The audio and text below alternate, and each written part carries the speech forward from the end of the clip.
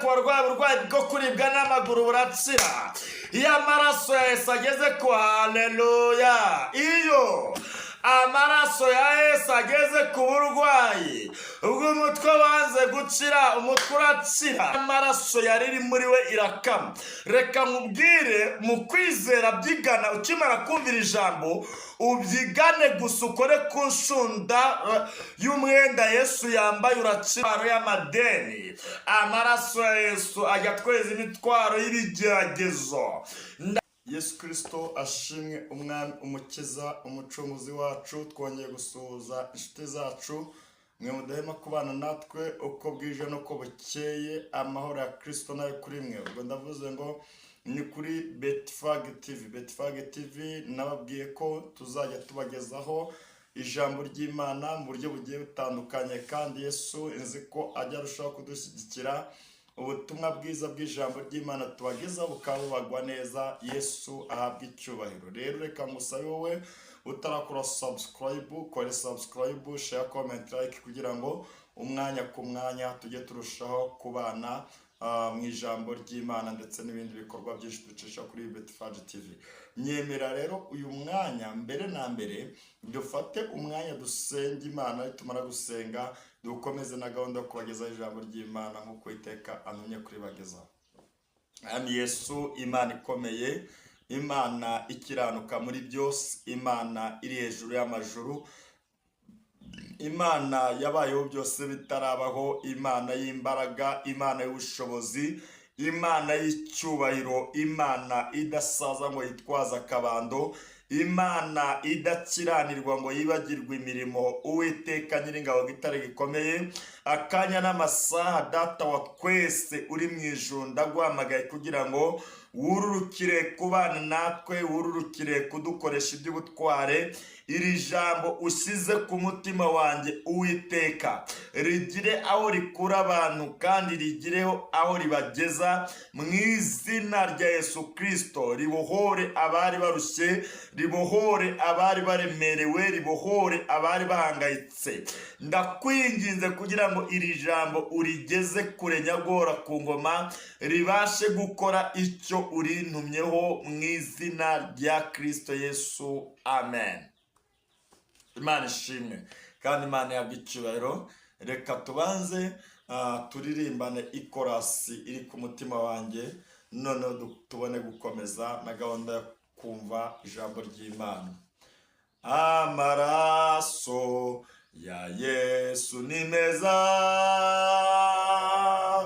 amaraso ya Yesu ni meza, amaraso ya Yesu ni meza, arabora. Ayo maraso ya Yesu ni meza, amaraso, amaraso ya Yesu ni meza, amaraso ya Yesu ni meza, amaraso ya Yesu ni meza, arabora. Ngo ayo maraso ya Yesu ni meza, amaraso, amaraso ya Yesu ni meza, amaraso ya Yesu ni meza, amaraso ya Yesu ni meza, arabora. Ayo maraso ya Yesu ni meza, amaraso, amaraso ya Yesu ni meza, amaraso ya Yesu ni meza, amaraso ya Yesu ni meza, arabora. Ayo maraso ya Yesu ni meza, oh arabora.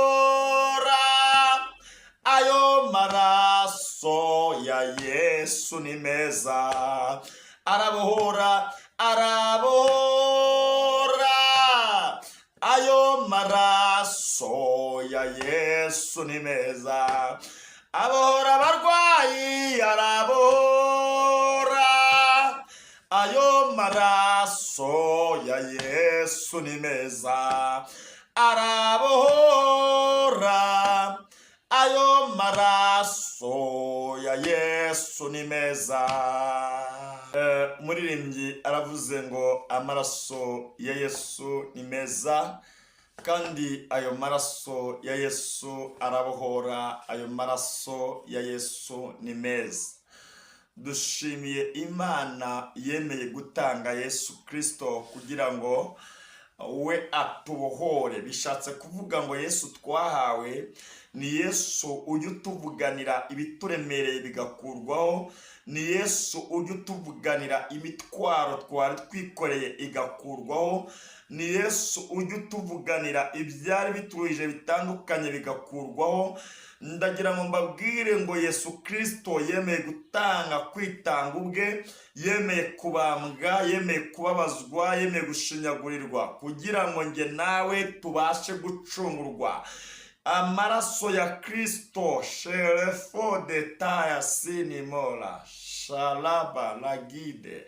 Aya marasi kifo desanse, aya maraso ya Kristo Yesu, ndagira ngo mbabwire ngo ajya tweza imitwaro yose turuhije, imitwaro yose turemereye, imitwaro yose duhangayikije, imitwaro yose. Aya maraso ya Kristo Yesu iyatugezeho aratweza. Nimuvuge ngo amen. Narivuze ngo aya maraso ya Yesu Kristo iyatugezeho ajya tweza. Amaraso ya Yesu ajya tweza imitwaro iyo ari yo yose. Amaraso ya Yesu ajya tweza imitwaro y'uburwayi. Amaraso ya Yesu ajya tweza imitwaro y'ibibazo. Amaraso ya Yesu ajya tweza imitwaro. Agira ngo mbabwire ngo amaraso ya Yesu ajya tweza. Amaraso ya Yesu ajya dutunganya. Amaraso ya Yesu iyo ageze ku murwayi haramweza uburwayi bukarangira. Nimuvuge ngo amen. Narimvuze ngo iyo amaraso ya Yesu ageze ku burwayi, uburwayi bwabaye akarakajyahe, uburwayi wivuje bukanga, uburwayi wagiye mu baganga batandukanye byaranze, ariko ndagira ngo nkubwire ngo kubw'amaraso ya Yesu niwakire gukira mu izina rya Yesu. Narivuze ngo kubw'amaraso ya Yesu niwakire gukira, kubera ko iyo amaraso ya Yesu yatugezeho turakira. Iyo amaraso ya Yesu yatugezeho tuba bazima. Iyo amaraso ya Yesu yatugezeho duhabwa izindi mbaraga. Iyo amaraso ya Yesu aleluya, iyo amaraso ya Yesu atugezeho abari impumyi barahumuka. Iyo amaraso ya Yesu ageze ku barwayi imigongo irakira. Iyo amaraso ya Yesu ageze ku barwayi uburwayi bwo mu nda burakira. Iyo amaraso ya Yesu ageze ku barwayi ba diyabete barakira. Amaraso ya Yesu ageze ku barwayi barwaye imivuduko barakira.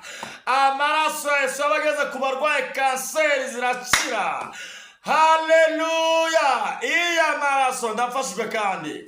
Iyo amaraso ya Yesu Kristo ageze ku bantu babangamiwe n'amahembe arahunga. Iyo amaraso ya Yesu Kristo ageze ku barwaye imyuka mibi irahunga. Iyo amaraso ya Yesu ageze ku bagaba ibitero biragenda. Nimuvuge ngo amen. Iyo amaraso ya Yesu ageze ku kibazo gikomeye kirakemuka. Uyu mwanya mwaturiyeho ko amaraso ya Kristo akugeraho. Ejo bundi, aleluya, ndafashwe kandi, yageze mu rugo rwa Yayiro. Mbere yuko Yayiro ageraho umwana wa Yayiro yarari, haje intumwa ziramubwira ati rero, zibwira Yayiro, ziramubwira ati Yayiro rero wirushe umwigisha kuko umwana yamaze gupfa, yavuye mu mwuka, byarangiye. Ndafashwe kandi. Ariko Yesu arababwira ati mwe gukangwa n'ayo magambo y'urucantege, umukobwa ntabwo yapfuye, yasinziriye. baravuga bati uyu nawe ni umushinyaguzi. Kenshi na kenshi hari igihe Imana itwohereza ahantu abantu bakavuga ngo turi abashinyaguzi, ariko ndagira ngo mbabwire ngo Imana yohereje umukozi wayo. Iyo itwohereje iba ifite icyo igiye gukora. Ntabwo Imana yatwohereza ahantu ngo ibure gukora igitangaza. Nimuvuge ngo amen. Yesu Kristo arangije ngo afata abigishwa be baragenda, ngo bamaze kugenda barya bari baje gushongera, ngo arangije ngo arabaheza arabasohora. Amaze kubasohora hasigara Yayiro ndetse n'abigishwa be. Amen. Ngo Yayiro amaze gusigara, arangije Yesu ngo ahita arambika ibiganza ku mukobwa, haravuga ngo gakobwa byuka. Ako kanya uwari wapfuye arazuka. Ndagira ngo mbabwire ngo ibyo byose nizo mbaraga zituruka mu bise by'amaraso ya Yesu. Nimuvuge ngo amen. Agakobwa karazuka kaba kazima, harangije agahereza mama wako na papa wako, arababwira ati nimugende mugahereza amazi kamwe cyangwa se mugende mugahe ifunguro. Ndagira ngo nkubwire ngo nubwo nta byiringiro byo gukira ufite, nubwo nta byiringiro by'ubuzima ugifite, nubwo nta byiringiro byo kuba ugifite, ariko Yesu arategetse akira ubuzima. Narivuze ngo Yesu arategetse akira ubuzima. Nubwo nta byiringiro by'amahoro ufite, nubwo nta byiringiro by'ubuzima ufite, ariko Yesu arategetse akira ubuzima mu izina rya Yesu Kristo. Ejo bundi ngo araza aragenda, ngo agera ngo ahantu ngo hari umugore ngo ari mugongo yari amaze imyaka 12. Ijambo riravuga ngo ibyo yari yarabimariye hehe mu bavuzi, ariko ntibagize icyo bamumarira. Yari yaragiye mu bapfumu byaranze, yaragiye mu baganga basanzwe byaranze, mbese yari yarirukanse mu bavuzi benshi cyane byari byaranze. Ariko haleluya haleluya, amaze kumenya amakuru ko Yesu ahageze, aravuga ngo ahantu Yesu yageze ibitangaza birakoreka. Aravuga ngo ahantu Yesu yageze uburwayi burakira. Aravuga ngo ahantu Yesu yageze ibidasobanutse birasobanuka. Arangije aragerageza aragenda, ageze mu bantu, kuko ijambo riravuga ngo yarahumanye, abantu baramwinena, ngo batangira kumubyiga bamwegezayo, batangira kumwegezayo. Ariko arangije ntabwo yitaye ku bantu bamwinenaga, ntabwo yitaye ku bantu bamwigezagayo. Nari nkubwiye ngo nuzajya ushaka Yesu ntukajye wita ku bagusuzugura. Nushaka kubona Yesu ntukite ku haleluya kuba kureba uko bashaka. Nushaka Yesu ujye umushakana umwete, ntacyo witayeho, kuko Yesu Kristo umuntu umushakana umwete aramubona. Nta muntu washakanye Yesu umwete ngo abure kumubona. Haleluya haleluya. None warangije aravuga ngo nitaye ku bantu bari kunyinena, nitaye ku bantu bari kunyegezayo, nitaye ku bantu haleluya bari kundeba nabi, ntabwo ibyo mbyitayeho, nanjye ngiye kubyigana. Arangije arabyigana yirwanaho. Ijambo riravuze ngo uwo mwanya ngo akora ku nshundura y'ikanzu Yesu yari yambaye. Amaze gukoraho ngo ako kanya isoko y'ubwo burwayi bwawe. Narimvuze ngo niwumva aya makuru, numara kumvira ijambo nturyumve ngo ubure kwizera, uryumva ariko wizera. Mu kwizera kwawe uvuge ati nanjye Yesu ngukozeho, uburwayi ufite ubwo ari bwo bwose burakira. Ijambo riravuga ngo ako kanya ngo isoko y'amaraso ishira muri we. Imaze gushira muri we, babigishwa n'aba bantu baratangara. Yesu arangije aravuga ati nyamara hari imbaraga imvuyemo. Ndagira ngo mbabwire ngo kenshi na kenshi iyo tubasengera hari imbaraga zidushiramo, kandi iyo zidushizemo niko gukira kwanyu ntabwo babyumvishe.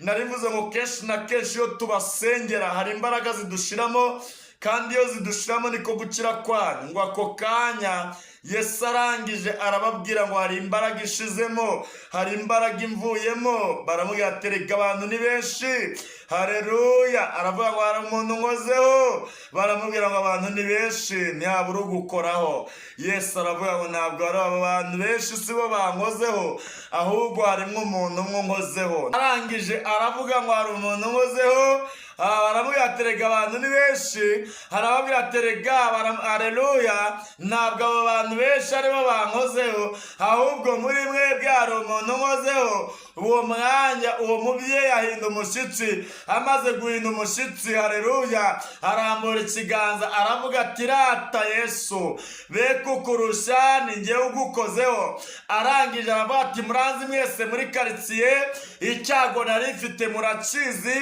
none nimurebe ndakize mbaye muzima. Nubyiganire gukora kuri Yesu ikibazo ufite kirakemuka.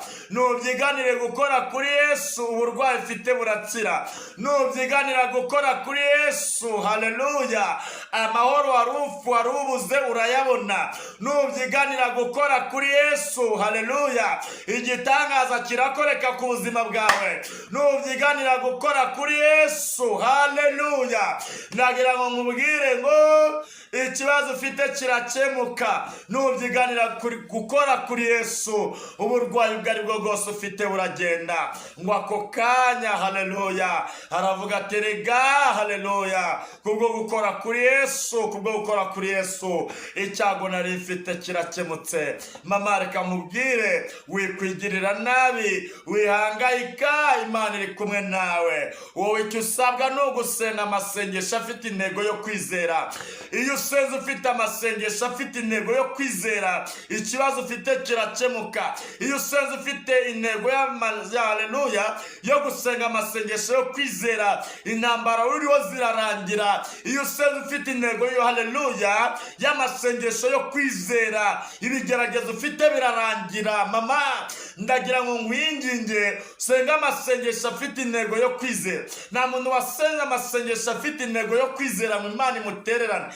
Twagiye dusenga tubona Imana itugirira neza, twagiye dusenga tubona Imana iturengera. Twari turuse, twari turemewe, ariko kubwo gusenga tugenda tubona ineza y'Imana, tugenda tubona gutabarwa n'Imana, tugenda tubona kurengerwa n'Imana, tugenda tubona Imana, haleluya, haleluya, haleluya, Imana igitanga icyerekezo, Imana igitanga ubuzima, Imana igikiza uburwayi umuntu akabwibagirwa, akibagirwa ko yegeze arwara. Imana igikemura ikibazo gikomeye umuntu akakibagirwa, akibagirwa ko yegeze kunyura muri icyo kibazo. Nari nkwinginze kugira ngo ugire intego, haleluya, ubyigane ukore kuri Yesu ufite intego, ubyigane ukore kuri Yesu. Yesu ntabwo yabura kukuyereka. Imana ishimwe kandi Imana yabwe icyubahiro. Ndumva amagambo Imana arisize ku mutima wanjye uyu mwanya kugira ngo tuyaganireho mu izina rya Yesu Kristo. Icyo usabwa ni ukubyigana. Nta muntu wabyiganiye gukora kuri Yesu ngo abure kumwereka, nta n'umuntu wabyiganiriye gukora kuri Yesu ngo abure kwitamurura. Yesu Kristo naduhana umugisha kandi adushyigikire. Ndabakunda kandi ndabazirikana izina rya Yesu Kristo.